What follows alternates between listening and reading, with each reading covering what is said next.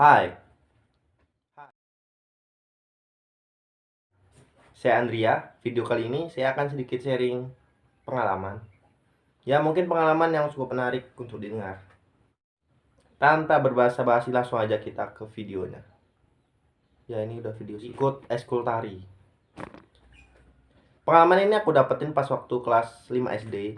Jadi sebenarnya waktu itu aku nggak sengaja ikut semacam les tari, eskul tari. Aku ikut eskul itu gara-gara nemenin temen. Dan karena anggota eskulnya kurang, aku dipaksa masuk. Ya, dipaksa nari. Dan kalian tahu, seminggu setelah aku masuk, kita langsung tampil di depan banyak orang dari berbagai sekolah di kabupaten. Ya udah sih, gitu aja. Waktu itu aku grogi banget, dari ujung kepala sampai kaki itu gemeteran, sampai nggak tahu lagi gerakannya kayak gimana. Ya udah, pokoknya ikut aja, tampil, hasilnya nggak peduli, yang penting tampil. Lagian cuma seminggu latihan, bayangkan. Yang kedua, dapat nilai bahasa Inggris tertinggi. Jadi aku dapat nilai waktu itu, kalau nggak salah, nilai ujian nasional di SMP untuk mapel bahasa Inggris. Karena kan di setiap sekolah kayaknya ada semacam penghargaan gitu pas sudah lulus. Dan sebenarnya juara 1, 2, sama 3 itu teman aku semua. Jadi pas ada hell.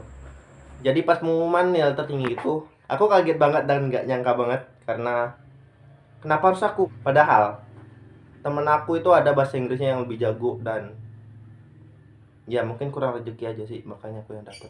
Yang ketiga ini masih di SMP. Waktu itu ada semacam eskul seni yang masuk ke sekolah, namanya kalau nggak salah GSMS, Gerakan Seniman Masuk Sekolah. Di situ aku banyak belajar banyak. Sama aja sih. Di situ aku belajar banyak soal batik. Dan batiknya itu nggak di kertas ya, nggak di kertas atau di buku, tapi langsung ke kain. Ya pasti belajar dasar-dasarnya dulu sebelum ke kain. Untuk ekskulnya sendiri itu cuman sebulan lebih, dan habis sebulan itu kita langsung pameran ke Montok. Kalau kalian nggak tahu, itu pusatnya Bangka Barat lah. Dan dari pameran itu aku dapat banyak pengalaman. Soalnya ya baru pertama kali ikut organisasi secara langsung ya, selain OSIS. Dari pameran itu aku dapat banyak banget pengalaman, karena karya yang kita bikin itu bisa dikomen sama orang lain, dan itu nunjukin kalau karya kita sedikit atau bisa narik perhatian mereka lah. Berarti karya kita ada semacam daya tarik tersendiri. Oke, udah. Yang keempat, judulnya nggak tahu. Jadi pada bulan Agustus 2021 kemarin, aku ada beberapa lomba yang harus diikuti dan sekaligus magang di salah satu tempat industri. Sebenarnya waktu itu udah males banget, pengen cepet selesai, apapun hasilnya ya udah bodo amat. Karena ya waktu malam yang biasanya buat istirahat malah buat persiapan lomba, dan tidur pun begadang terus. Tapi waktu itu mentor aku di tempat magang sempat ngasih nasihat. Katanya yang kurasain sekarang itu belum seberapa, dan masih banyak tantangan yang lebih sulit yang harus aku hadapi di masa depan. Dan waktu hasil lombanya itu keluar, waktu itu aku menyesal banget sih. Menyesal sekaligus malu sama mentor, karena emang hasilnya cukup mengecewakan. Dan ya gitu aja. Yang penting aku belajar buat nyelesain apa yang udah aku mulai dengan sungguh-sungguh pastinya. Ya udah, lanjut. Aduh, ini yang terakhir mungkin, dan masih bicara soal pameran. Tapi sebelum pameran, aku masih harus ikut semacam lomba desain yang diadain sama BNN.